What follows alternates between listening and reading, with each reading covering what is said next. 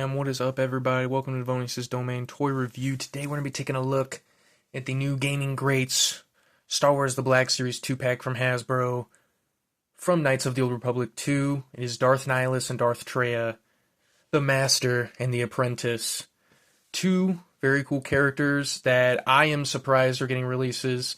And what I mean by that is, I never thought that they were going to do a new Darth Nihilus. I never thought they were going to do that because they just re-released it. I feel like, what was it, like a year ago? My thought process there was they are not going to put any new tooling into a Darth Nihilus anytime soon. And on top of that, I was hoping to see Darth Sion before we even saw Darth Traya, but with this 2-pack, I mean, it makes perfect sense to see a new Darth Nihilus and to see Darth Traya, so this is really cool and unexpected. So let's get straight into it. You can see them in the window of the box here with all the lightsabers and facets behind it, two figures, and then Darth Nihilus's lightsaber. Looking at the mural art here, this is pretty badass. Nihilus looking very imposing, looking very cool. And then Darth Traya on the bottom as well. She is powerful with the Force, with the dark side. This is very cool looking. And then we're looking here at the back. We get a blown up double shot of the side mural art. And we've got this little bio here, if you want to read that. Let's get these two open. Let's check out what we got inside. I only point this out occasionally, but the back art here is pretty cool. Nihilus destroying a planet for consumption. I mean, I believe that's what this is. Looks pretty awesome. So the first figure being Darth Traya. Getting a look at this figure here. Pop the hood down. Whole new sculpted head scan. And the paints on here are really cool. I really enjoy this design with the headdress and whatnot. The expression is good. This part here looks pretty good. Just some pretty normal arms. We've got like a tiny butterfly joint in there. Arms go up to about like here. We've got these wrist joints. I don't really particularly enjoy how the black is showing through on this wrist joint. It's not like a ball wrist joint, so it's like the hinge is kind of showing through the black plastic. I don't like that. It doesn't really match the skin tone. That's unfortunate. Then we've got two pretty similar hands here, kind of decrepit Sith hands. That's cool. We've got this cloth robe, which is alright. It's not too bad. Feels kind of like, you know, normal Black Series cape material.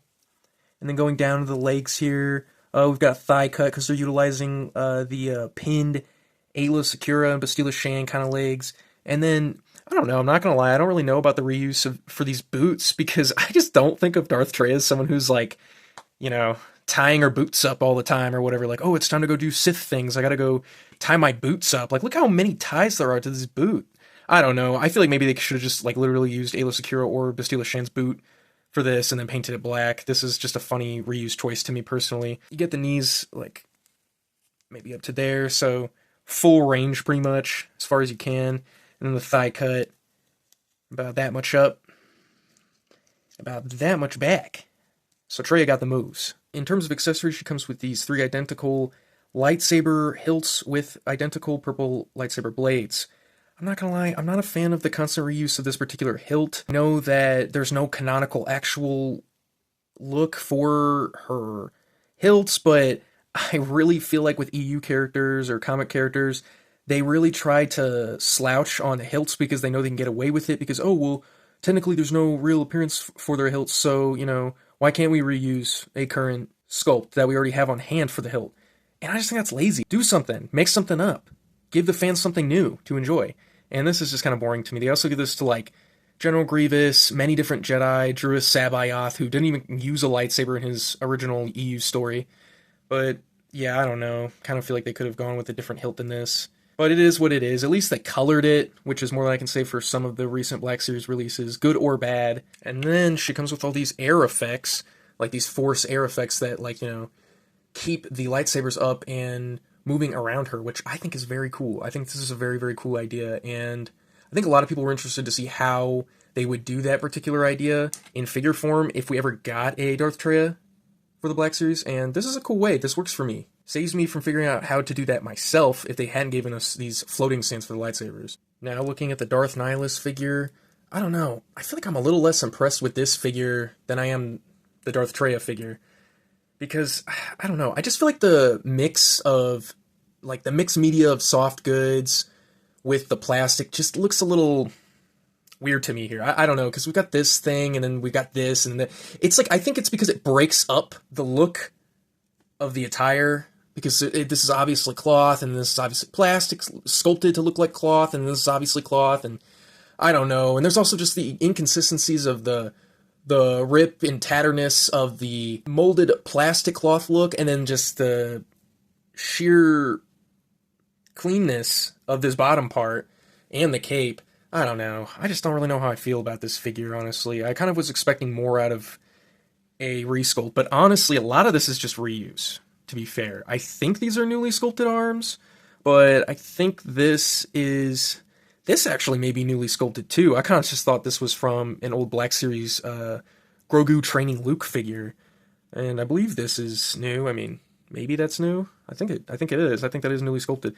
These legs are from Anakin, Episode 3 Anakin, which they're well sculpted legs, but I don't like this. I think it's the same thing with the boots. It's like these boots already exist for specific characters. Like, I don't know why he's got to have the same exact boots. Like, it's one thing to reuse like that Grogu training Luke's legs for Palpatine, because it's like we don't really know what Palpatine's legs look like, and they're just wraps around the calves, and the feet, and that's a pretty normal thing. Like, Asajj Ventress has that too for her character's legs, like the mummy wraps or whatever. But this is the thing here. We've got to be almost certain that Darth Nihilus was not rocking Anakin Skywalker's Episode 3 Jedi boots, man. Like, that's all I'm saying here, I don't know. I feel like they could have just given him some regular boots. Just regular boots, and I would have been like, yeah, you know what? Darth Nihilus, the evil space wizard Sith, he probably just wears normal boots, I don't know.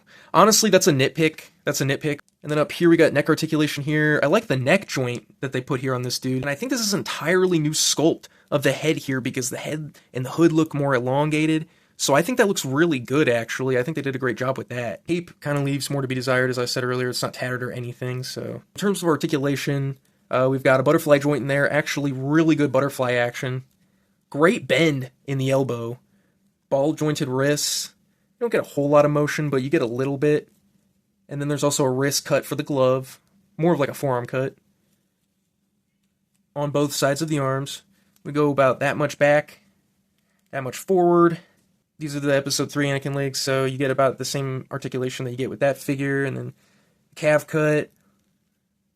A lot of deepness in the ankles.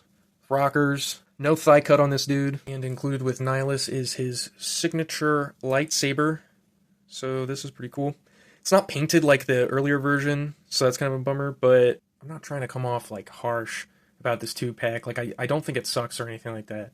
I just think that there's some kind of strange reuse and some cutting of corners with this 2-pack that was expected with earlier releases in the Gaming Greats line, but by now I feel like, the crazy amount of reuse, maybe the possibly lazy amount of reuse, would have been toned down, especially if you're going to redo a figure like Darth Nihilus that desperately needed a resculpt. And I definitely think I nitpicked this thing to death, but that's just me. That's just really my preference. If you like this and this looks great to you, that's awesome, because it is pretty cool.